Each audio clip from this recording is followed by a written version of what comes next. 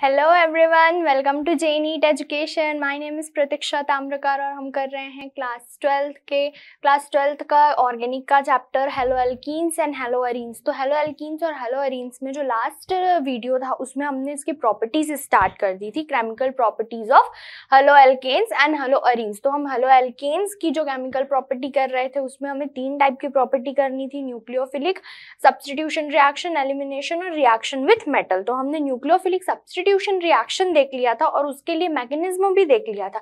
तो last lecture में हमने SN2 मैकेनिज्म देखा था, ठीक है। अब इस वाले लेक्चर में जो आज हम देखने वाले हैं SN1 मैकेनिज्म और उसके बाद SN1 मैकेनिज्म के बाद एलिमिनेशन रिएक्शन और रिएक्शन विथ मेटल्स। ओके, तो चलिए स्टार्ट करते हैं आज का लेक्चर। तो SN1 मैकेनिज्म, तो SN1 यूनिमोलिक्यूलर या मोनोमोलिक्यूलर न्यूक्लियोफिलिक सब्स्टिट्यूशन रिएक्शन बोला जाता है इसको, ठीक। तो इसे यूनिमोलिक्यूलर क्यों बोला जाता है? यूनिमोलिक्यूलर इसे इसलिए बोला जाता है क्योंकि इसमें जिस पर रेट डिपेंड करता है, सबसे पहले तो इसकी जो रेट होती है, रेट ऑफ रिएक्शन जो होती है वो फर्स्ट ऑर्डर की होती है, इसलिए इसे SN1 बोला जाता है, ठीक। फर्स्ट ऑर्डर मतलब जो इसमें रेट ऑफ रिएक्शन होता है वो सिर्फ एक ही रिएक्टेंट पर डिपेंड करेगा।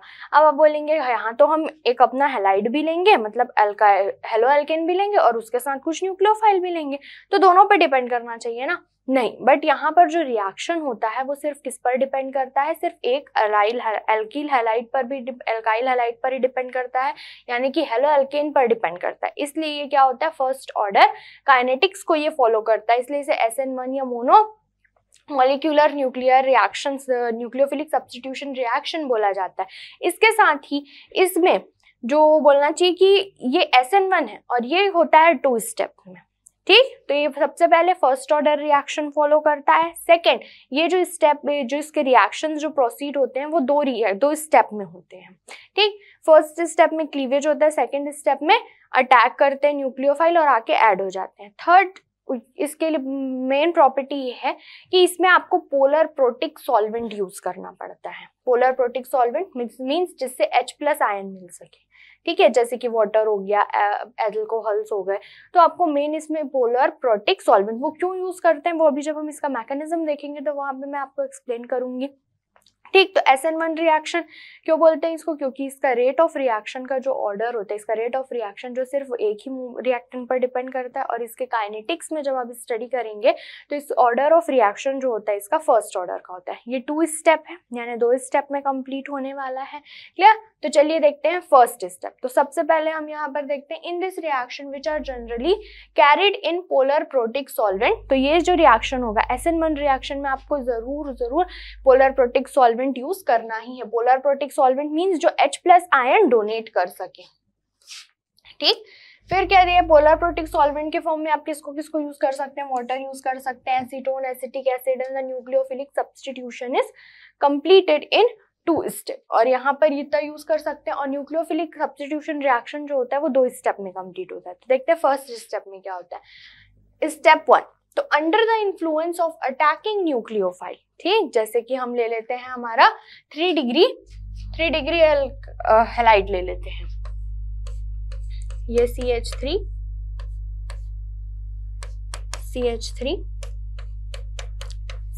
और इससे जुड़ा Cl, ठीक। तो under the influence of the attacking nucleophile the tertiary alkyl halide molecule cleaves to form a carbocation, intermediate and a halide ion. This step is a slow step and of a reversible in nature. तो first step में क्या होता है कि जैसे ही इस tertiary alkyl halide पर क्या आने लगता है, अटैकिंग न्यूक्लियोफाइल आने लगता है, जैसे वो उसके पास आने लगता है तो ये जो बॉन्ड होता है कार्बन और हेलोजन के बीच में, यहाँ पर जो बॉन्ड होता है वो ब्रेक हो जाता है, ठीक। और क्या बनता है यहाँ पर बनता है, और ये जो रिएक्शन है वो रिवर्सिबल, ये स्टेप जो होता है रिवर्सिबल होता है और ये स्लो स्टेप है, ठीक।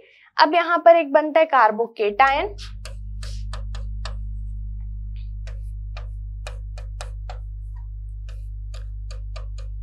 यानी कि कार्बन पर पॉजिटिव चार्ज और क्लोरीन पर नेगेटिव चार्ज, हैलाइड आयन बनता है। अब ये स्टेप रिवर्सिबल क्यों बोला गया है यहाँ पर? इसलिए क्योंकि यहाँ पर क्या प्रेजेंट है? कार्बोकेटायन प्रेजेंट है। कार्बोकेटायन कैसा है? 3 डिग्री कार्बोकेटायन है, ठीक है। 3 डिग्री कार्बोकेटायन आप जानते हैं कि 3 डिग्री कार्बोकेटायन स्टेबल होता है, इतना आपको पता है, बट स्टेबल है, ठीक है। लेकिन यहाँ पर इलेक्ट्रॉन्स जो इसका ऑक्टेट कंप्लीट नहीं है, तो ये चाहेगा ही ना कि इसका ऑक्टेट कंप्लीट हो जाए, तो ये क्या कर सकता है? ये जो क्लोरीन न्यूक्लियोफाइल है, तो ये भी तो जाके इस पर अटैक कर सकता है ना, इसलिए इस रिएक्शन को क्या बोला गया? रिवर्सिबल। अब अगर हम चाहते हैं कि ये जो रिएक्शन है वो रिवर्सिबल ना हो, यानी कि इस डायरेक्शन में फिर से ना हो जाए, मतलब कि ये जो क्लोरीन है वो फिर से अटैक करके टर्शरी अल्काइल हैलाइड में कन्वर्ट ना हो जाए, इसके लिए हम यूज करते हैं पोलर प्रोटिक सॉल्वेंट। तो पोलर प्रोटिक सॉल्वेंट क्या करता है? यहाँ पर क्लोरीन हैलाइड आयन जो बना हुआ है और ये जो कार्बोकेटायन बना, इनको स्टेबलाइज करता है। कैसे स्टेबलाइज करता है? जैसे कि ये क्लोरीन आयन है, यहाँ पर एक polar protic solvent suppose H आ गया, तो ये H और ये नेगेटिव आयन, इस पे भी क्या हो जाएगा? आयन डाइपोल इंटरैक्शंस बन जाएंगे यहाँ पर, इस तरह से आयन डाइपोल इंटरैक्शन, ठीक। तो ये आयन डाइपोल इंटरैक्शंस क्या करते हैं? ये आयन डाइपोल इंटरैक्शन इस हैलाइड आयन को स्टेबलाइज करते हैं, ठीक। इसी तरह से यहाँ पर भी जो हमारे पास ये polar protic solvent suppose water present है, तो यहाँ पर भी आयन डाइपोल इंटरैक्शंस के थ्रू ये जो हमारा कैटायन है वो स्टेबलाइज हो जाता है। इसलिए मैंने कहा था कि यहाँ पर पोलर प्रोटिक सॉल्वेंट यूज किया जाता है, ठीक। ये समझ आ गया। तो फर्स्ट स्टेप में क्या होता है? फर्स्ट स्टेप में बॉन्ड क्लीवेज होता है। यहाँ पर से कार्बन और हैलाइड के हैलोजन के बीच का बॉन्ड क्या हो जाएगा? ब्रेक हो जाएगा, ओके। और यहाँ पर पोलर प्रोटिक सॉल्वेंट की प्रेजेंस में होना चाहिए ये रिएक्शन। क्यों रिएक्शन पोलर प्रोटिक सॉल्वेंट में? क्योंकि अगर वहां पर पोलर प्रोटिक सॉल्वेंट नहीं होगा तो ये जो हैलाइड आयन बना हुआ है तुरंत फिर से इस पर अटैक कर देगा और फिर से रिएक्शन रिवर्स गियर में चली जाएगी और रिवर्स होके कहाँ चली जाएगी? फिर से टर्शरी अल्काइल हैलाइड बन जाएगा। लेकिन अगर हम पोलर प्रोटिक सॉल्वेंट लेंगे तो पोलर प्रोटिक जो सॉल्वेंट होता है, पोलर प्रोटिक सॉल्वेंट मतलब जो H+ दे सकता है, तो ये H+ जो है इस हैलाइड को स्टेबल कर देता है, वहां पर आयन डाइपोल इंटरैक्शन बना देता है, जिससे कि वो हैलाइड जो है वो स्टेबल हो जाता है, ठीक। इतना क्लियर हो गया कि फर्स्ट स्टेप में क्या बना? कार्बोकेटायन का फॉर्मेशन हुआ। अब चलते हैं सेकेंड स्टेप की तरफ। ये फर्स्ट स्टेप, अब सेकेंड स्टेप में देखते हैं। In the next step which is a fast step, the nucleophile attacks the carbocation to form the desired product, that is tertiary butyl alcohol। तो सपोज हमने nucleophile कौन सा लिया? NaOH लिया है, तो NaOH में न्यूक्लियोफाइल कौन सा होगा? Na+OH-, तो ये OH- क्या है? हमारा न्यूक्लियोफाइल।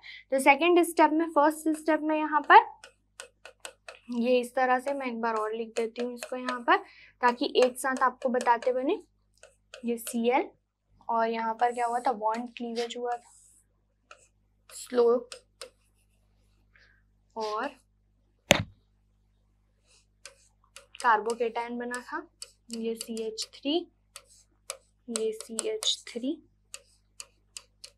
ये CH3 और यहाँ पर Cl-। अब ये हैलाइड है। अब इस नेक्स्ट स्टेप में यानी कि इस कार्बोकेटायन पर, ये कार्बोकेटायन जो बना है ये आप देख रहे हैं कि ये प्लेनर है और इस पर sp2 हाइब्रिडाइजेशन होता है, ठीक है। अब यहाँ पर जो अटैकिंग न्यूक्लियोफाइल है, अब ये अटैकिंग न्यूक्लियोफाइल OH- आयन तुरंत आएगा और इस पर अटैक करेगा और अटैक करने से क्या बना लेगा? टर्शरी ब्यूटाइल अल्कोहल, ठीक। तो यहाँ पर ये हुआ हमारा इस SN2 मैकेनिज्म खत्म, ठीक, SN1 मैकेनिज्म खत्म। तो सबसे पहले स्टेप में क्या होगा? बॉन्ड ब्रेक होगा, उसके बाद क्या बनेगा? कार्बोकेटायन बनेगा और हैलाइड आयन बनेगा। उसके बाद नेक्स्ट स्टेप में क्या होने वाला है? स्टेप 2 में जो अटैकिंग न्यूक्लियोफाइल है वो आएगा और कार्बोकेटायन पर अटैक करेगा और उसके साथ बॉन्ड का फॉर्मेशन कर लेगा। बहुत ही सिंपल है, एक में बॉन्ड क्लीवेज होगा, एक फर्स्ट स्टेप में। सेकंड में क्या करने वाले हैं? वो जो अटैकिंग न्यूक्लियोफाइल है वो आएगा और उससे जाकर के अटैच हो जाएगा। अब मैंने आपको बोला था कि ये जो रिएक्शन होता है फर्स्ट ऑर्डर का होता है। क्यों फर्स्ट ऑर्डर का होता है ये देखते हैं। कभी भी जो रेट डिटरमाइनिंग, जैसे किसी रिएक्शन में बहुत सारे स्टेप्स हो रहे हैं, तो रेट डिटरमाइनिंग स्टेप उसी स्टेप को बोला जाता है जो स्लो होता है। जो इस स्टेप में रिएक्शन स्लो होता है उसी स्टेप को रेट डिटरमाइनिंग स्टेप बोलते हैं। तो यहाँ पर 2 स्टेप में ये रिएक्शन कंप्लीट हो रहा है। फर्स्ट स्टेप में स्लोली रिएक्शन हो रहा है, और ये वाला जो स्टेप होता है ये बहुत ही फास्ट होता है। तो जो स्लो स्टेप होता है वही रेट डिटरमाइनिंग स्टेप होता है, रेट डिटरमाइनिंग स्टेप। तो रेट डिटरमाइनिंग स्टेप में आप देख सकते हैं कि यहाँ पर सिर्फ टर्शरी अल्काइल हैलाइड प्रेजेंट है, सिर्फ टर्शरी अल्काइल हैलाइड प्रेजेंट है। अभी तक वहां पर जो न्यूक्लियोफाइल है, अटैकिंग न्यूक्लियोफाइल है, वो अभी उसका कोई रोल नहीं। हाँ वो आ रहा है बट अभी वो आया नहीं, ठीक है। तो यहाँ पर इस रिएक्शन में सिर्फ यही प्रेजेंट है, स्लो रिएक्शन है। स्लो स्टेप में, रेट डिटरमाइनिंग स्टेप में सिर्फ एक ही रिएक्टेंट प्रेजेंट है, कौन? Alkyl halide. तो इस वजह से इस रिएक्शन को, SN1 रिएक्शन को हम क्या बोलते हैं, इसका जो ऑर्डर होता है वो फर्स्ट ऑर्डर रिएक्शन होता है। क्लियर? इतना क्लियर? अब देखते हैं इसके बारे में कुछ और। क्या दिया? From the above discussion we can draw the following conclusion. तो यहाँ पर जो हमने 2 स्टेप्स देखे SN1 मैकेनिज्म के लिए, SN1 रिएक्शन के लिए, तो उससे क्या क्या कंक्लूजन निकाल सकते हैं हम ये देखते हैं। तो the reaction rate depends upon the slow step, जो मैंने आपको बताया, which is of reversible nature since a carbocation is formed. In this case the order of reactivity of alkyl halide is related to the stability of carbocation. मैंने आपको mechanism पढ़ाने के पहले ही बोला था कि हम 2 टाइप के मैकेनिज्म पढ़ेंगे, और ये दोनों टाइप के मैकेनिज्म कौन सा अल्काइल हैलाइड फॉलो करेगा ये पूरी तरह डिपेंड करने वाला है अल्काइल हैलाइड पर। अब यहाँ पर क्या होता है कि SN1 मैकेनिज्म में हमारे पास कैटायन बनता है जो कि स्टेबल होना चाहिए, ठीक। तो जो 3rd डिग्री कार्बोकेटायन होता है वो स्टेबल होता है, ठीक। यानी जो टर्शरी अल्काइल हैलाइड होगा उसमें SN1 मैकेनिज्म क्या होगा, प्रेफर्ड करेगा वो। उसी तरह जो 2nd डिग्री अल्काइल हैलाइड होगा, ये हमारा 3rd डिग्री अल्काइल हैलाइड हो गया, ये Cl,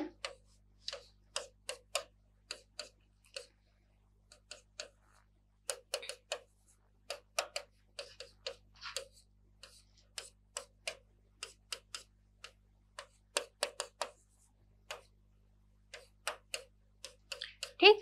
तो यहाँ पर ऑर्डर ऑफ रिएक्टिविटी पूछी जाती है कि मतलब 1st degree, 2nd degree, 3 degree, तो इन तीनों अल्काइल हैलाइड्स में से किस अल्काइल हैलाइड जो है SN1 मैकेनिज्म बहुत जल्दी होगा, यानी SN1 मैकेनिज्म को फॉलो करेगा, या कौन सा SN2 को फॉलो करेगा। तो अभी हम SN2 का देख चुके हैं, अब हम SN1 का देखने वाले।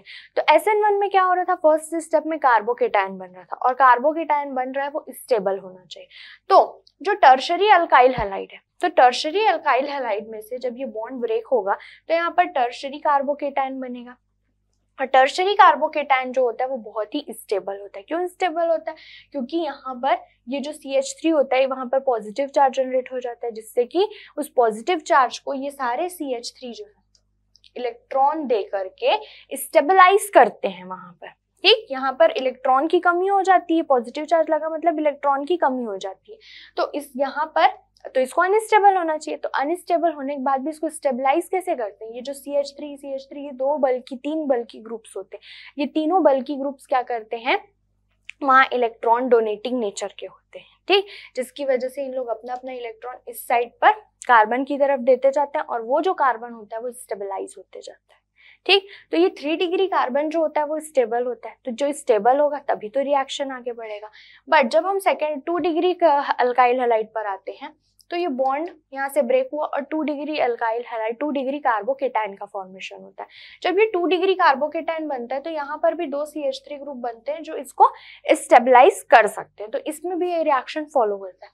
तो यहाँ पर ये सेकेंडरी जो अल्काइल हैलाइड होते हैं, सेकेंडरी जो कार्बोकेटायन होता है वो भी स्टेबल होता है। बट जब हम प्राइमरी अल्काइल हैलाइड पर आते हैं तो उससे क्या बनेगा, प्राइमरी कार्बोकेटायन बनेगा। तो प्राइमरी कार्बोकेटायन के बाद जो सिर्फ एक CH3 ग्रुप होता है तो ये देगा इलेक्ट्रॉन, बट उसको वो स्टेबलाइज नहीं कर पाता है, जिसकी वजह से यहाँ पर जो प्राइमरी कार्बोकेटायन बनने वाला है वो अनस्टेबल हो जाता है। और अगर यही इंटरमीडिएट ही अनस्टेबल हो गया तो फिर रिएक्शन आगे प्रोसीड ही नहीं कर पाएगी। इसलिए अगर कोई अल्काइल हैलाइड 3 डिग्री है, 3 डिग्री अल्काइल हैलाइड है, तो वो किस मैकेनिज्म को फॉलो करेगा, SN1 मैकेनिज्म को फॉलो करेगा, ठीक। तो इसमें ऑर्डर ऑफ रिएक्टिविटी क्या होती है, टर्शरी अल्काइल हैलाइड में सबसे ज्यादा होगी, सेकेंडरी में सबसे कम, सेकेंडरी में उससे कम और प्राइमरी में और कम। ठीक, ये क्लियर हो गया आपको? क्योंकि आपको डायरेक्ट क्वेश्चन नहीं आएगा, आपको वहां पर बहुत सारे अल्काइल हैलाइड्स दे दिए जाएंगे, आपको पहचानना पड़ेगा कि कौन सा अल्काइल हैलाइड 3 डिग्री, कौन सा 2 डिग्री, कौन सा 1 डिग्री है। और अगर उसमें रिएक्शन पूछेगा कि SN1 किस में होगा, SN2 किस में होगा, तो आपको ये चूज करना पड़ेगा कि आपके दिमाग में होना चाहिए कि SN1 जो मैकेनिज्म है, SN1 जो रिएक्शन है, वो टर्शरी अल्काइल हैलाइड बहुत जल्दी फॉलो करती है। तो टर्शरी अल्काइल हैलाइड आप चूज कर लीजिएगा वहां पर। ठीक, उसके बाद आपको वहां पर जो टर्शरी अल्काइल हैलाइड होगा उसमें रिएक्टिविटी ज्यादा होगी और वो क्या करेगा, तुरंत ही SN1 मैकेनिज्म को फॉलो करेगा। ठीक, वही SN2 में क्या होता है, जो प्राइमरी होता है वो सबसे जल्दी, उसके रिएक्टिविटी जस्ट इसके अपोजिट होती है। वहां प्राइमरी में SN2 सबसे जल्दी होता है, फिर सेकेंडरी, फिर टर्शरी में तो वहां SN2 मैकेनिज्म फॉलो ही नहीं करते उन लोग। तो वैसे यहाँ पर SN1 में टर्शरी SN1 को फॉलो करेगा, सेकेंडरी, बीच, मीडियम और प्राइमरी तो करने ही वाला नहीं है SN1 को फॉलो। इतना क्लियर आपको? अब नेक्स्ट देखते हैं।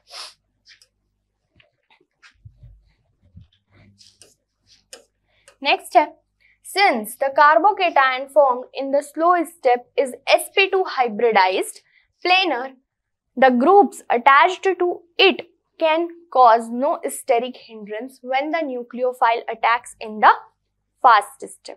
ठीक है, तो आपके दिमाग में ये क्वेश्चन आना चाहिए था कि जब मैंने बोला कि वहां पर कार्बोकेटाइन बना है और ये उस पर अटैक करने वाला है, तो अटैक करेगा तो उसके पास तो 3 बल्की ग्रुप्स थे ना, तो उनको स्टेरिक हिंड्रेंस के थ्रू वहां पर हिंडर्ड करना था, उनको अपोज करना था। बट ऐसा नहीं हुआ। क्यों ऐसा नहीं हुआ? क्योंकि जब वो कार्बोकेटाइन बना था वो कैसा बना था? प्लेनर था। प्लेनर था, यानी कि ये तीनों जो थे एक दूसरे से मैक्सिमम डिस्टेंस पर थे और इनका इलेक्ट्रॉन क्लाउड, ये आप देख रहे होंगे, ये मैक्सिमम डिस्टेंस। तो जो न्यूक्लियोफाइल है, जो न्यूक्लियोफाइल यहाँ पर आया था वो इधर से भी आ सकता है और चाहे अगर उसकी इच्छा हो तो इधर से भी आ सकता है। अभी जस्ट हम और जो आगे पढ़ेंगे उसमें मैं बताऊंगी आपको ये वाला इस टाइप का। तो इस वजह से तो ये जो कार्बोकेटाइन फॉर्म्ड होता है ये वाला, ये कैसा होता है? sp2 हाइब्रिडाइज्ड होता है। हाइब्रिडाइजेशन जानते हैं ना आप, तो वो कैसा होता है? sp2 हाइब्रिडाइज्ड होता है। और ये sp2 हाइब्रिडाइज्ड कार्बन में ये जो 3 ग्रुप होते हैं प्लेनर होते हैं, ये जो प्लेनर पोजिशन पे होते हैं एक दूसरे से मैक्सिमम डिस्टेंस पर स्टेबलाइज होते हैं। तो ये OH- आयन को कोई स्टेरिक हिंड्रेंस फील नहीं होता कि उसको कोई अपोज करे आने से, रोके कोई। ठीक है, जैसे SN2 में क्या हो रहा था कि जैसे जैसे बल्की ग्रुप्स इंक्रीज होते जा रहे थे वहां पे स्टेरिक हिंड्रेंस आते जा रहा था और न्यूक्लियोफाइल अटैक नहीं कर पा रहा था। बट यहाँ पे ये तीनों इस तरह से अरेंज्ड हो जाते हैं कि वो मैक्सिमम डिस्टेंस पर रहते हैं और पूरा फ्री स्पेस रहता है कि OH- आयन आ पाए और अटैक कर पाए। तो इसलिए no steric hindrance when the nucleophile attacks in the fast step. इतना क्लियर? अब देखते हैं, since the nucleophile is involved in the fast step, its concentration or reactivity does not influence the reaction rate। ठीक, तो जो nucleophile होता है, nucleophile कहाँ पर आया? सेकेंड स्टेप में है, इसलिए सेकेंड स्टेप में आया और सेकेंड स्टेप जो था फास्ट स्टेप था, इसलिए इसका रेट ऑफ रिएक्शन पर कोई इम्पैक्ट नहीं होता। As only alkyl halide molecule is involved in the slow step, the reaction is called monomolecular nucleophilic substitution reaction. तो जो स्लो स्टेप है, जो कि रेट डिटरमाइनिंग स्टेप है, उस रेट डिटरमाइनिंग स्टेप में सिर्फ कौन प्रेजेंट था? सिर्फ अल्काइल हैलाइड प्रेजेंट था। इसीलिए अल्काइल हैलाइड सिर्फ एक ही रिएक्टेंट प्रेजेंट था, इसलिए इस रिएक्शन को हम क्या बोलते हैं? मोनोमोलिक्यूलर या यूनिमोलिक्यूलर भी कहीं पे लिखे रहे तो यही मतलब है, monomolecular nucleophilic substitution reaction, SN1 reaction. और इसका रेट हम कैसे देते हैं? रेट ऑफ रिएक्शन के रेट कांस्टेंट है और ये Rx जो है वो अल्काइल हैलाइड। ठीक, इतना क्लियर? अब हम देखते हैं, यहां तक क्लियर हो गया। इसके बाद एलिमिनेशन रिएक्शन। एलिमिनेशन रिएक्शन के पहले मैं आपको एक और चीज बताती हूँ। आपने अलाइलिक ग्रुप तो पढ़ा ही होगा, ठीक? Allyl halide, benzylic halide. ठीक, तो अलाइल हैलाइड और बेंजाइलिक हैलाइड किस टाइप का मैकेनिज्म फॉलो करेंगे? SN1 मैकेनिज्म कि SN2 मैकेनिज्म? देखते हैं। तो जो अलाइल हैलाइड है, अलाइल हैलाइड मतलब ये डबल बॉन्ड यहाँ पर CH, C, Cl, ये कितना हो गया? 1 2 3, ये 4 CH2, ये हो गया हमारा अलाइल हैलाइड। जब यहाँ पे बॉन्ड ब्रेक होता है तो ये बॉन्ड ब्रेक होगा तो यहाँ पर क्या बन जाएगा, ये 1 2 3 और ये 4 हाइड्रोजन। ठीक, ये हो गया, बैलेंस है पूरा। यहाँ पर CH2 double bond CH single bond CH2। Okay, तो यहाँ पर क्या आ गया, कार्बोकेटायन बन गया। अब आप सोच रहे होंगे कि ये जो कार्बोकेटायन बना है ये तो प्राइमरी है, ठीक है, तो प्राइमरी है तो आप ये सोच रहे होंगे कि यहाँ पर ये SN1 मैकेनिज्म को फॉलो नहीं करेगा, हो सकता है कि SN2 को फॉलो करे, बट ऐसा नहीं होता। यहाँ पर क्या होता है कि जैसे ही यहाँ पर जब बॉन्ड टूटा तो क्लोरीन क्या करता है, इस कार्बन के इलेक्ट्रॉन को लेके चला जाता है, तो जिससे इस पर पॉजिटिव चार्ज आ जाता है। तो अब हम इसे ऐसा समझ सकते हैं कि अब ये कार्बन इस वाले कार्बन को बोलता है कि मेरे पास जो इलेक्ट्रॉन था वो तो क्लोरीन लेके चले गया, मेरे पास इलेक्ट्रॉन नहीं है, मेरे पास पॉजिटिव चार्ज है। ठीक, तो ये वाले कार्बन को इस पर थोड़ी सी दया आ जाती है, तो वो क्या करता है, अपना ये जो ये वाला बॉन्ड बनाया है इस कार्बन ने, ये जो बॉन्ड बनाया है इस पे एक इलेक्ट्रॉन इसका एक इलेक्ट्रॉन इसका, क्या करता है, अपना इलेक्ट्रॉन तो अपने पास रखता है, बट इस वाले कार्बन का यहाँ पे जो इलेक्ट्रॉन है उसको उठा के किसको दे देता है, ये पॉजिटिव वाले को। ठीक, तो ये बॉन्ड कहाँ गया, इधर, तो यहाँ पर ये इस तरह से बन जाता है CH2। अब यहाँ पे से इलेक्ट्रॉन चले गया तो इसके पास क्या आ जाएगा, पॉजिटिव चार्ज आ जाएगा, और ये हो गया CH डबल बॉन्ड 1 2 3 4 CH2। तो इस तरह से जो अलाइल हैलाइड होते हैं, अलाइलिक हैलाइड में 2 रेजोनेंस स्ट्रक्चर बनते हैं, ये फर्स्ट एक रेजोनेंस स्ट्रक्चर और ये हमारे पास सेकेंड रेजोनेंस स्ट्रक्चर। तो ये 2 रेजोनेंस स्ट्रक्चर बनने की वजह से, 2 रेजोनेटिंग स्ट्रक्चर बनने की वजह से ये जो अलाइल हैलाइड का जो कार्बोकेटायन बना होता है वो स्टेबलाइज हो जाता है, और स्टेबलाइज होने की वजह से ये किसी मैकेनिज्म को फॉलो करता है, SN1 मैकेनिज्म को फॉलो करता है। इसी तरह से हम बेंजाइलिक हैलाइड के लिए भी देखते हैं। बेंजाइलिक हैलाइड कैसा होता है, यहाँ पे इधर पे बताती हूँ, ये बेंजीन, बेंजीन से एक ग्रुप जुड़ा CH2, यहाँ से CH, तो ये क्या हो गया, बेंजाइलिक हैलाइड।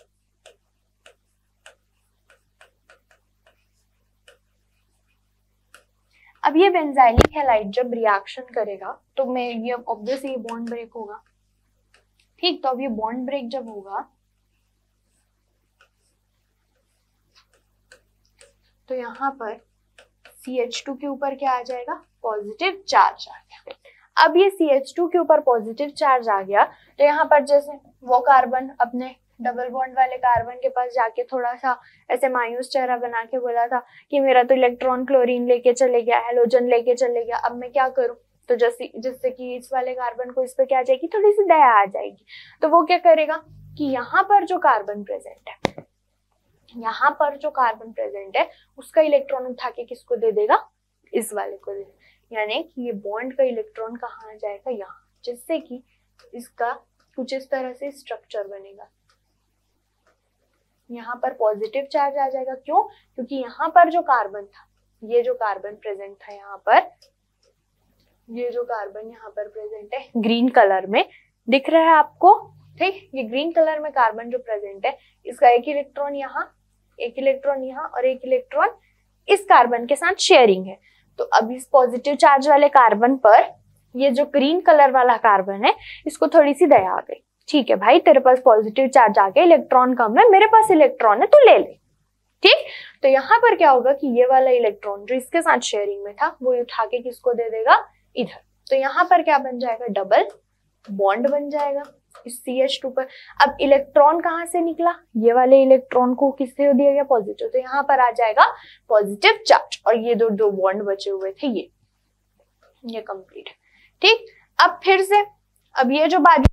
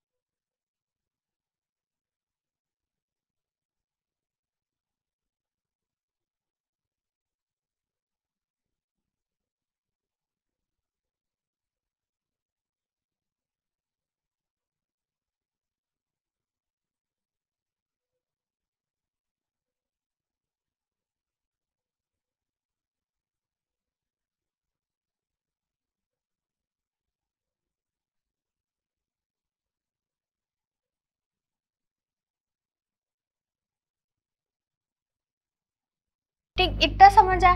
अब यहाँ पर क्या होगा कि ये अब पॉजिटिव चार्ज इसके ऊपर आ गया। अब पॉजिटिव चार्ज यहाँ पर आने की वजह से ये पॉजिटिव चार्ज वाला कार्बन इसके नेक्स्ट कार्बन को बोलेगा मेरे पास पॉजिटिव चार्ज आ गया, मेरे पास इलेक्ट्रॉन कम है, मुझे इलेक्ट्रॉन चाहिए।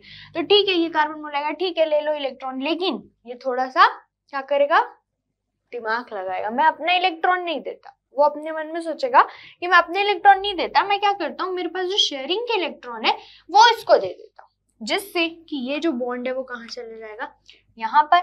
और इस कार्बन का जो इलेक्ट्रॉन है वो कहाँ चले गया, इधर चले गया। तो जिसकी वजह से इस पर क्या आ जाएगा, पॉजिटिव चार्ज, और ये स्ट्रक्चर कुछ इस तरह से बन जाएगा। यहाँ पर इस जगह पर पॉजिटिव चार्ज आ जाएगा क्योंकि यहाँ का इलेक्ट्रॉन निकला, और यहाँ पर बॉन्ड आ जाएगा, और यहाँ पर डबल बॉन्ड CH2।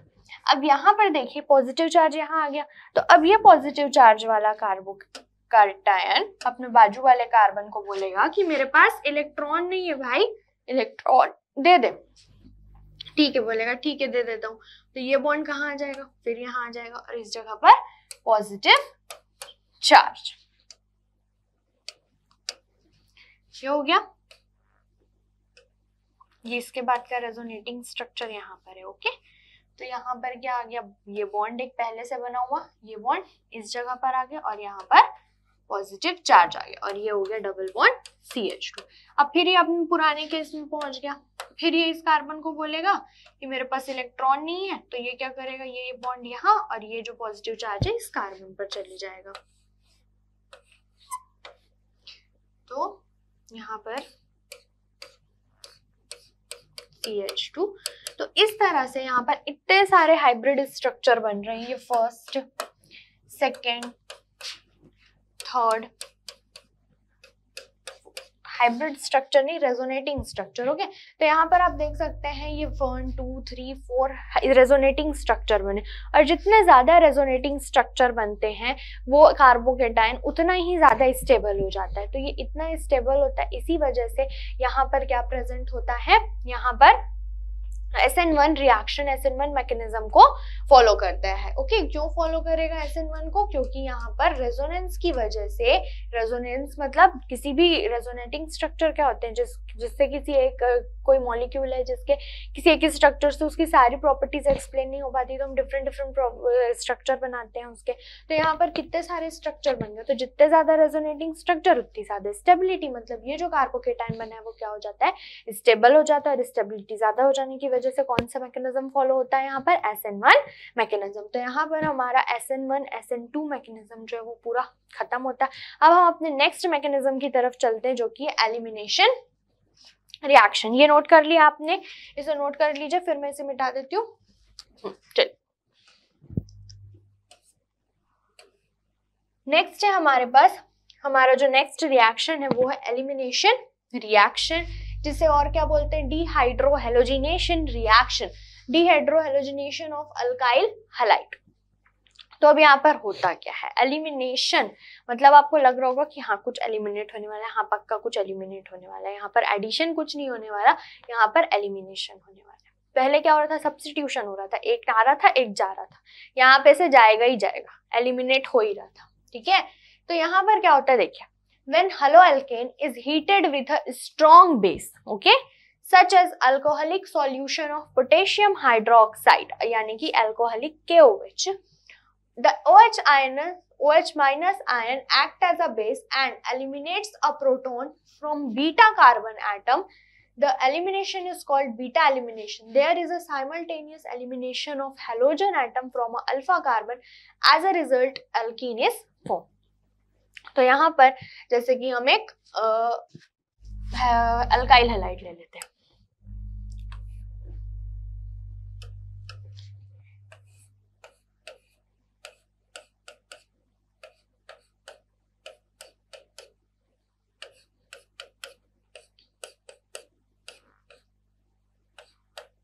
ठीक। तो फंक्शनल ग्रुप से जुड़ा हुआ जो कार्बन होता है उसको हम बोलते हैं अल्फा कार्बन, और इस अल्फा कार्बन से जो हाइड्रोजन अटैच्ड होते हैं उनको बोला जाता है अल्फा हाइड्रोजन। अल्फा कार्बन के बाद आता है अल्फा कार्बन यानी हेलो, जो फंक्शनल ग्रुप जो जुड़े होते हैं उसके जस्ट बाद वाले कार्बन को, एडजेसेंट कार्बन को बोला जाता है बीटा कार्बन। और बीटा कार्बन से जो हाइड्रोजन जुड़े हुए होते हैं उनको बीटा हाइड्रोजन बोला जाता है। तो यहाँ पर ये सब क्या बीटा हाइड्रोजन है। ओके, अब यहाँ पर क्या होता है कि जैसे ही आप इसको किसी स्ट्रॉन्ग बेस, कोई स्ट्रॉन्ग बेस है, स्ट्रॉन्ग बेस के प्रेजेंस में जब इसका आप रिएक्शन कराते हैं तो यहाँ पर से जो स्ट्रॉन्ग बेस है, सपोज ये स्ट्रॉन्ग बेस आया और ये स्ट्रॉन्ग बेस क्या करता है, यहाँ पर से ये H+, ठीक, ये जो बीटा हाइड्रोजन है इसको लेके निकल लेता है और साथ ही इस हेलोजन का भी क्या हो जाता है, एलिमिनेशन हो जाता है। ठीक, तो फाइनली फिर ये रिएक्शन कैसे बनती है, और यहाँ पर अब यहाँ पे से ये बी जो इस H को लेके निकल गया, अब यहाँ पर इलेक्ट्रॉन बचा और ये भी क्लोरीन निकल गया, तो यहाँ पर क्या होता है, ये इसके साथ चले जाता है, ये H+ इसके साथ, और ये बॉन्ड कहाँ आ जाता है, यहाँ पर। ठीक, और इसके साथ साथ ही ये क्लोरीन भी निकल जाता है। तो फाइनली यहाँ पर क्या बनता है, C double bond C, H, ये H, यहाँ पर H, यहाँ पर भी H, और ये बेस जो था B फॉर बेस इस प्रोटॉन के साथ निकल जाता है और यहाँ पर एक हेलोजन जो है वो बचता है। फिर से देखते हैं, ये किसी स्ट्रॉन्ग बेस है जैसे कि OH- आयन आ रहा है यहाँ पर। ठीक है, पहले अल्फा कार्बन बीटा कार्बन समझ आ गया आपको, अल्फा हाइड्रोजन बीटा हाइड्रोजन ये क्लियर हो गया। अब देखिए ये रहा हमारा, मैं फिर से लिखती हूँ आपको,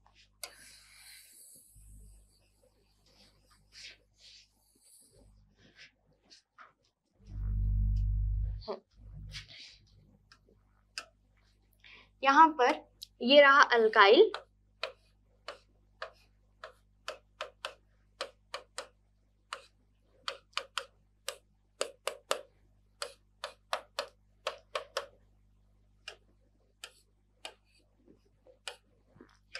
ये रहा हमारा अल्काइल हैलाइड। अब इस अल्काइल हैलाइड पर हमने क्या रिएक्शन कराया, KOH के साथ रिएक्शन कराया। कैसा KOH, अल्कोहलिक KOH के साथ हमने इसे हीट किया। तो जब हीट करेंगे तो ये जो K+ और ये OH- आयन, तो ये जो न्यूक्लियोफाइल होता है ये आता है, ये OH- आयन आया, ये OH- आयन क्या करेगा, इस ये जो प्रोटॉन है यानी H+, ये H+ को लेकर के निकल लेता है, जिससे कि ये बॉन्ड यहाँ पर आ जाता है और साथ ही यहाँ पर ये जो क्लोरीन जुड़ा हुआ रहता है वो भी एलिमिनेट हो जाता है। और क्या बना लेते हैं इन लोग, ये बॉन्ड यहाँ पर आ गया और ये क्लोरीन अब इस तरह से निकलता है, ये इलेक्ट्रॉन लेते हुए निकलता है। ठीक, तो ये बन जाता है C double bond CH2, H base के साथ क्या जुड़ा, प्रोटॉन जुड़ गया, तो ये बन जाता है H2O, और जो हेलोजन निकला है वो जुड़ जाता है इस K के साथ और यहाँ पर KCl। ठीक, ये रिएक्शन समझ आया आपको क्या हो रहा है, यहाँ पर बेस अटैक किया, बेस अटैक करने से ये जो H है वो H+ के फॉर्म में निकला है, यानी वो इलेक्ट्रॉन लेके नहीं निकला है, उसके शेयरिंग का इलेक्ट्रॉन यहीं पर, जिससे ये बॉन्ड कहाँ आ गया, यहाँ पर आ गया। इस बॉन्ड के यहाँ पर आने से ये जो क्लोरीन था वो क्या हो गया, रिमूव हो गया। ठीक, तो ये क्लोरीन अपने साथ में लेके रिमूव होता है इसको, अपने दोनों इलेक्ट्रॉन को, तो फिर वो किससे रिएक्ट कर लेता है, K+ के साथ और KCl बना लेता है और यहाँ पर एल्कीन बन जाता है। ये जो एल्केन होता है, हेलो एल्केन होता है, वो किस में चेंज हो जाता है, अल्कीन में चेंज हो जाता है। तो इस रिएक्शन को हमने क्या बोला था, बीटा एलिमिनेशन बोला था। बीटा एलिमिनेशन क्यों बोला गया था, क्योंकि ये हमारा अल्फा कार्बन हुआ और ये बीटा कार्बन हुआ, तो इस बीटा कार्बन से एलिमिनेशन हो रहा है, बीटा हाइड्रोजन का एलिमिनेशन हो रहा है, इसलिए इसको क्या बोला जाता है, बीटा एलिमिनेशन बोला जाता है। साथ ही इसको बोला जाता है, this is also known as dehydrohalogenation. ठीक, डिहाइड्रोहेलोजिनेशन क्यों बोला जाता है, डिहाइड्रो, ठीक है, तो यहाँ पर हाइड्रोजन का भी एलिमिनेशन हो रहा है, साथ ही हेलोजन ग्रुप जो है वो भी एलिमिनेट हो रहा है। Since there is a simultaneous elimination of hydrogen as well as halogen atom from the molecule of alkyl halide, it is also termed as 1-2 elimination. Dehydrohalogenation भी बोलते हैं, साथ ही इसको क्या बोलते हैं 1-2 एलिमिनेशन, क्योंकि अगर आप नॉमेनक्लेचर करते टाइम पे यहाँ पर इसको 1 फर्स्ट नंबर देंगे और 2, तो वह फर्स्ट नंबर से क्या एलिमिनेट हो रहा है, यहाँ पर फर्स्ट से क्लोरीन एलिमिनेट हो रहा है और सेकेंड प्लेस से यानी सेकेंड कार्बन से कौन एलिमिनेट हो रहा है, हाइड्रोजन एलिमिनेट हो रहा है। इसकी वजह से इसे हम क्या बोलते हैं 1-2 elimination, because the halogen and hydrogen atoms involved in the elimination are present on the adjacent position, that is 1 and 2 position. Clear? Elimination reaction clear. Elimination reaction के लिए आपको बीटा हाइड्रोजन होना रिक्वायर्ड है। एलिमिनेशन रिएक्शन अगर कराना है तो beta hydrogen must required है, चाहिए ही चाहिए बीटा हाइड्रोजन, तब तो वहां पे एलिमिनेशन हो पाएगा। ठीक है, और क्या चाहिए, बेस चाहिए, स्ट्रॉन्ग बेस चाहिए, उसको हीट करेंगे तब बीटा पोजीशन से हाइड्रोजन निकल जाएगा, अल्फा पोजीशन से हेलोजन निकल जाएगा और क्या बन जाएगा, डबल बॉन्ड वाले कार्बन बन जाएंगे, यानी कि एल्कीन बन जाएंगे, इथीन बन जाएंगे। ठीक है, इतना क्लियर। अब देखते हैं, अगर यहाँ पे तो सिर्फ अभी एक टाइप के बीटा हाइड्रोजन प्रेजेंट है, यानी कि इधर बस बीटा हाइड्रोजन प्रेजेंट था, अगर इधर तरफ भी बीटा हाइड्रोजन के कोई ग्रुप आ गए तो तब क्या किया जाएगा, तब के केस के लिए आया सेडजेफ रूल। अब हम चलते हैं एलिमिनेशन रिएक्शन डिहाइड्रो। तो अब हम नेक्स्ट चलते हैं, नेक्स्ट है हमारा टॉपिक सेडजेफ रूल ऑफ एलिमिनेशन। तो अब ये सेडजेफ रूल ऑफ एलिमिनेशन क्या होता है, तो यहाँ पर सबसे पहले मैं रिएक्शन बताती हूँ, उसके बाद हम इस रूल को देखेंगे। तो यहाँ पर सपोज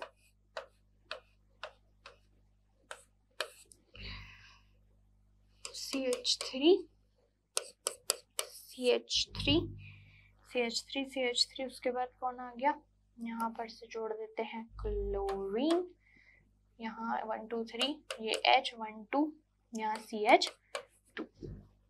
ओके, और इसको हम रिएक्शन कराते हैं किससे, अल्कोहलिक KOH के साथ। तो अल्कोहलिक KOH के साथ रिएक्शन कराएंगे तो यहाँ पर एलिमिनेशन रिएक्शन होगा। ठीक, अल्कोहलिक KOH है और उसके साथ हीट भी है, तो ये सब आपको दिखा, तो यानी यहाँ पर क्या होने वाला है, एलिमिनेशन रिएक्शन होता है। अब एलिमिनेशन में एलिमिनेशन कहाँ पर से होता है, एक तो हेलोजन एलिमिनेट होता है अल्फा पोजीशन से, तो ये हो गया हमारा अल्फा कार्बन। ठीक, अब यहाँ पे अल्फा के जो एडजेसेंट कार्बन होते हैं, यानी अल्फा कार्बन के जस्ट बाद वाला जो कार्बन होता है उसको बोला जाता है बीटा कार्बन। जैसे कि ये बीटा कार्बन हो गया, एक ये बीटा कार्बन हो गया, तो अब हाइड्रोजन किससे निकलेगा, दोनों से ही निकल सकता है, तो दो टाइप के प्रोडक्ट बनेंगे। ठीक, एक बार जब हाइड्रोजन यहाँ से निकलेगा और एक बार जब हाइड्रोजन यहाँ से निकलेगा। जब हाइड्रोजन इस प्लेस से निकलेगा तो यहाँ पर इस जगह पे डबल बॉन्ड बन जाएगा, और जब यहाँ से निकलेगा तो इस जगह पे डबल बॉन्ड बन जाएंगे। ठीक, तो यहाँ पर प्रोडक्ट कुछ इस तरह से बनेंगे, दो प्रोडक्ट, फर्स्ट C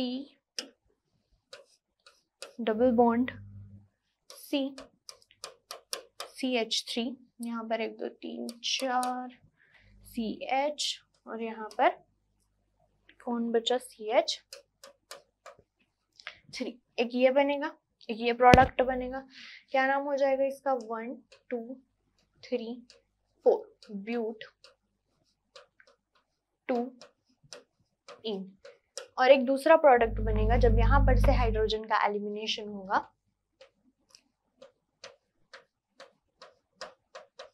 CH2, यहाँ 1 2 3 एक हाइड्रोजन, 1 2 3 4 यहाँ पर, और ये CH3, इसका नाम क्या हो जाएगा, 1 2 3 4 ब्यूट 1 इन। ठीक, अब देखिए ये दो टाइप के प्रोडक्ट तो बन गए यहाँ पर। अब इन दोनों में से कोई एक प्रोडक्ट मेजर अमाउंट में बनता है और एक जो होता है वो माइनर में बनता है। तो ये देखते हैं कि in case of alkyl halide can eliminate an alpha hydrogen beta hydrogen atom in two different ways, then that alkene will preferred in which the carbon atom joins by double bond are more alkyl substituted or alkylated। ठीक, तो अगर हमारे पास दो तरह के हमारे जो beta hydrogen है वो दो तरह से एलिमिनेट हो सकता है, तो दो तरह के प्रोडक्ट बन सकते हैं। ठीक, एक इस तरह का बन सकता है और एक इस तरह का बन सकता है। तो अब इसमें से हम प्रिफर्ड किसको करेंगे, ठीक है, या मेजर अमाउंट में कौन बनेगा, तो मेजर अमाउंट में वो अल्कील हैलाइड बनेगा जिसमें ज्यादा अल्कील सब्स्टिट्यूटेड होंगे। जैसे कि यहाँ पे इस डबल बॉन्ड से देखिए, इस डबल बॉन्ड कार्बन में इस कार्बन के साथ भी यहाँ पर जो हाइड्रोजन होता, यहाँ पर एक अल्काइल सब्स्टिट्यूटेड है, यहाँ पर इस कार्बन के साथ भी यहाँ CH3, तो यहाँ पर 2 सब्स्टिट्यूएंट प्रेजेंट है। इस वाले अल्कीन में देखिए, यानी इस वाले अल्काइल ग्रुप में एल्कीन ग्रुप में देखिए, इस एल्कीन ग्रुप में क्या है, सिर्फ इस वाले कार्बन के साथ, सिर्फ इधर के कार्बन के तरफ ही जो अल्काइल सब्स्टिट्यूटेड प्रेजेंट है, बाकी इसके साथ कोई प्रेजेंट नहीं है। तो इन दोनों में से किस प्रोडक्ट के साथ ज्यादा अल्काइल सब्स्टिट्यूटेड है, इस वाले के साथ। तो हम किसको प्रेफर्ड करेंगे, कौन सा प्रोडक्ट प्रेफर्ड होगा, जिसके साथ ज्यादा सब्स्टिट्यूएंट प्रेजेंट होंगे। तो 2 डिफरेंट वेज, तो then that alkene will be preferred in which the carbon atom joints by double bonded are more alkyl substituted। तो यहाँ पर देख रहे हैं एक ये अल्काइल सब्स्टिट्यूटेड है, कि यहाँ ये अल्काइल सब्स्टिट्यूटेड, बट इस वाले में, इस केस में सिर्फ यही, ये इस कार्बन के लिए बस अल्काइल सब्स्टिट्यूटेड है, यहाँ के लिए कोई अल्काइल सब्स्टिट्यूटेड नहीं। तो ये जो होगा ब्यूटूइन जो होगा वो मेजर होगा और इसी को ही हम प्रेफर्ड करेंगे, और इसे बोला जाता है सेट-ज़ेफ रूल बोला जाता है। इतना क्लियर है आपको। अब हम नेक्स्ट चलते हैं। नेक्स्ट हमारा है रिएक्शन विथ मेटल्स। ओके, इतना समझ आ गया आपको। तो रिएक्शन विथ मेटल्स बहुत ही इजी है। तो अल्काइल हैलाइड्स और haloalkane reacts with certain active metal, सारे मेटल से नहीं करते, कुछ ही मेटल्स है जिनसे रिएक्ट करते हैं। तो reaction with magnesium most important. Reaction with magnesium, तो अल्काइल हैलाइड्स, ठीक, तो alkyl halides react with magnesium metal, turning in the presence of completely anhydrous ether to form organomagnesium halide or alkyl magnesium halide, popularly known as Grignard reagent। तो आपने बहुत बार use किया, पढ़ा होगा Grignard reagent. तो ये देखिए इस तरह से ग्रिग्नार्ड रिएजेंट बनता है कि जब हम अल्काइल हैलाइड को एनहाइड्रस ईथर के प्रेजेंट में, ठीक, अल्काइल हैलाइड को एनाहाइड्रस ईथर के प्रेजेंट में मैग्नीशियम के साथ जब रिएक्शन कराते हैं तब वहां पर क्या बनता है, अल्काइल मैग्नीशियम हैलाइड बनता है, जिसे हम क्या बोलते हैं, ग्रिग्नार्ड रिएजेंट बोलते हैं। ग्रिग्नार्ड रिएजेंट क्यों बोला जाता है? This was actually prepared by French chemist Victor Grignard in 1900। तो 1900 में ये विक्टर ग्रिग्नार्ड ने बनाया था, साइंटिस्ट है विक्टर ग्रिग्नार्ड, इन्होंने बनाया था। इस वजह से जो इस रिएजेंट, जो ये प्रोडक्ट बना, इसे हम क्या बोलते हैं, ग्रिग्नार्ड रिएजेंट बोलते हैं। और ये बहुत ही यूजफुल है, बहुत ज्यादा इसका यूज किया जाता है, ठीक। तो कैसे होता है रिएक्शन देखते हैं। अल्काइल हैलाइड ले लेते हैं हम, ये हुआ अल्काइल हैलाइड, किसके रिएक्शन कराना है, मैग्नीशियम के साथ रिएक्शन कराना है, किसके प्रेजेंस में, अनहाइड्रस ईथर के प्रेजेंट में, ठीक, एनहाइड्रस ईथर के प्रेजेंस में रिएक्शन कराना है। तो क्या बनेगा यहाँ पर बनता है RMgX, इसको बोला जाता है अल्काइल मैग्नीशियम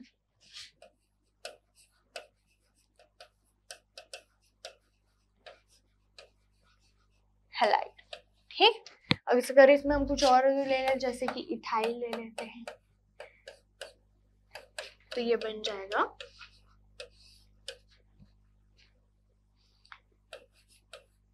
एनहाइड्रस ईथर। तो यहाँ पर क्या आ जाएगा, C2H5 Mg, और ये अगर एल्कीन कौन सा लिए, क्लोरीन लिए हैं, हेलोजन ये, तो ये बन जाएगा मिथाइल मैग्नीशियम, सॉरी मिथाइल नहीं, ethyl magnesium chloride. Okay, Grignard reagent. और कुछ बचा क्या? कुछ नहीं बचा। अब इसमें एक खास बात ये है कि यहाँ पर जो ये बॉन्डिंग होती है, तो ये मैग्नीशियम और क्लोरीन के बीच का जो बॉन्डिंग होता है वो आयोनिक बॉन्डिंग होता है, ठीक। और ये जो C2H5 और Mg, जो ये कार्बन से जुड़ा हुआ है, ये मैग्नीशियम, तो कार्बन और मैग्नीशियम के बीच का जो बॉन्ड होता है वो कोवेलेंट बॉन्ड होता है। ठीक, ये ध्यान रखिएगा। और ये जो ग्रिग्नार्ड रिएजेंट बना, इसको मॉइस्चर से दूर रखना पड़ता है, क्योंकि जैसे ये मॉइस्चर के कांटेक्ट में आया, जैसे कि ये C2H5MgCl जो है, C2H5MgCl अगर ये कांटेक्ट में आता है किसके, मॉइस्चर के, तो ये तुरंत कन्वर्ट हो जाता है करस्पॉन्डिंग एल्केन में। जैसे ये HOH में से एक, ये C2H5 क्या करेगा, वाटर में से एक हाइड्रोजन को ले लेगा और एथेन बना देगा, और ये मैग्नीशियम के साथ कौन जुड़ जाएगा, यहाँ OH जो बचा था वाटर का, और ये C है। तो इसे, तो even in presence of trace of moisture this decomposes to alkane, तो ये तुरंत ही डिकम्पोज हो जाता है किसमें, एल्केन में। अब नेक्स्ट रिएक्शन देखते हैं, ये नोट कर लीजिए आप, फिर हम नेक्स्ट रिएक्शन देखते हैं। ओके, नेक्स्ट रिएक्शन है रिएक्शन विथ सोडियम, जिसे वुड्स रिएक्शन भी बोलते हैं। तो alkyl halide react with metallic sodium in the presence of anhydrous ether, तो यहाँ पे भी एनहाइड्रस ईथर का प्रेजेंस है, to form higher alkanes. The reaction is called Wurtz reaction. तो देखते हैं कैसा होता है ये रिएक्शन। तो अल्काइल हैलाइड मींस RX, ये रिएक्ट करेगा किससे, सोडियम से। यहाँ पर हम ले लेते हैं ये सोडियम और एक और अल्काइल हैलाइड ले लेते हैं, और यहाँ 2 सोडियम। तो ये जो सोडियम क्लोराइड होता है ये इस रिएक्शन में निकल जाता है, और यहाँ पर ड्राई ईथर या एनहाइड्रस बोला है, यहाँ पर एनहाइड्रस डाई इथाइल ईथर, तो एनहाइड्रस ईथर। ठीक, तो ये बन जाएगा हायर एल्केन्स बन जाएंगे, और यहाँ पर बन जाएगा 2 सोडियम हैलाइड। ठीक, अगर मैं इसे किसी अल्काइल हैलाइड जैसे हम लोग ले लेते हैं C2H5Br प्लस 2Na प्लस एक दूसरा अल्काइल हैलाइड, तो यहाँ पर ये जो था ये एलिमिनेट यहाँ पर से निकल जाएंगे, ये एनहाइड्रस डाइइथाइल ईथर के प्रेजेंस में।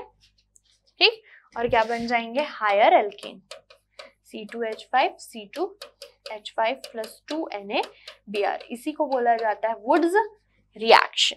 ठीक, इतना क्लियर, नोट कर लीजिए, हो गया नोट। चलो नेक्स्ट है रिएक्शन विथ जिंक। तो alkyl halide reacts with zinc metal to form organozinc halide. Organozinc halide जैसे कि मैग्नीशियम वाला बना था वैसे यहाँ पर बनेगा, तो organozinc halide which decomposes on heating to yield dialkyl zinc. This reaction is known as Frankland reaction. देखते हैं रिएक्शन कैसे होता है। तो यहाँ पर एक अल्काइल हैलाइड ले लेते हैं। ठीक, अब ये रिएक्शन करने वाला है किससे, जिंक से, तो ये फॉर्म कर लेते हैं ऑर्गेनो जिंक हैलाइड, मतलब कि ये C2H5 ऑर्गेनो जिंक हैलाइड। और ये जो ऑर्गेनो जिंक हैलाइड होता है इसे बोला जाता है इथाइल जिंक ब्रोमाइड। तो ये जो इथाइल जिंक ब्रोमाइड होता है, ये इथाइल जिंक ब्रोमाइड किसमें कन्वर्ट हो जाता है, जब इसको हीट किया जाता है तो डिकम्पोज हो जाता है डाई अल्काइल जिंक में। तो 2C2H5ZnBr ये किसमें कन्वर्ट हो जाएगा, हीट करेंगे। तो हीट करेंगे तो यहाँ पर ये कन्वर्ट हो जाएगा डाई अल्काइल, ये हो गया डाई अल्काइल जिंक प्लस एक और जिंक बचा वो बन जाएगा ZnBr। तो ये हो गया डाई इथाइल जिंक। ठीक, ये हो गया, इसको बोला जाता है फ्रैंकलिन रिएक्शन। नेक्स्ट देखते हैं, हो गया नोट। ओके, नेक्स्ट रिएक्शन है action with lead sodium alloy, most important reaction है। इसमें टेल टेट्राइथाइल लेड का फॉर्मेशन होता है। ये 1 मार्क्स क्वेश्चन में भी से पूछा जाता है ये रिएक्शन को। तो with lead sodium, lead PB, plumbum भी बोला जाता है, Na alloy, alkyl halide react in the presence of anhydrous ether to form tetra alkyl lead। Okay, तो फॉर एग्जाम्पल हम ले लेते हैं टेल के लिए ले लेते हैं, यानी कि इथाइल हैलाइड ले लेते हैं। 4C2H5Cl प्लस 4Pb और ये Na। प्रेजेंस यहाँ पर रहेगी एनहाइड्रस ईथर की। ओके, यहाँ पर एनहाइड्रस ईथर की प्रेजेंस रहेंगी और ये क्या बना लेते हैं टेट्रा इथाइल C2H5 होल 4, ये हो गया tetraethyl lead plus 4 molecules थे लेड के, वो एक 3Pb प्लस यहाँ पर क्या बचा 4Cl, 4Na है तो 4NaCl, इसी को बोला जाता है टेट्रा अल्काइल लेड। तो टेट्रा अल्काइल, तो यहाँ पर इथाइल ग्रुप है और 4 बार है तो इसलिए टेट्रा इथाइल लेड। ओके, इसको शॉर्ट में बोला जाता है TEL। तो tetraethyl lead can be used as a anti knocking compound to improve the quality of gasoline. तो ये किसके तरह यूज किया जाता था, एंटी नॉकिंग कंपाउंड की तरह यूज किया जाता था गैसोलीन में, but its use is being discarded these days due to poisonous nature of lead which is released as vapor। But जब इसका इसमें यूज किया जाता था इस कंपाउंड का, तो वहां पर लेड के जो वेपर के फॉर्म में रिलीज होता था जो कि पॉइजनस होता था, इसलिए अब इसका यूज नहीं किया जाता। तो ये हो गया हमारा केमिकल रिएक्शंस हेलो एल्केन्स का खत्म। यहाँ तक ही आपको पढ़ना है इसका जो स्टीरियोकेमिकल एस्पेक्ट्स है वो हम नेक्स्ट वीडियो लेक्चर में देखेंगे, न्यूक्लियोफिलिक सब्स्टिट्यूशन रिएक्शन का। तो आज के लेक्चर में इतना ही, मिलते हैं नेक्स्ट वीडियो लेक्चर में, बने रहिएगा हमारे साथ।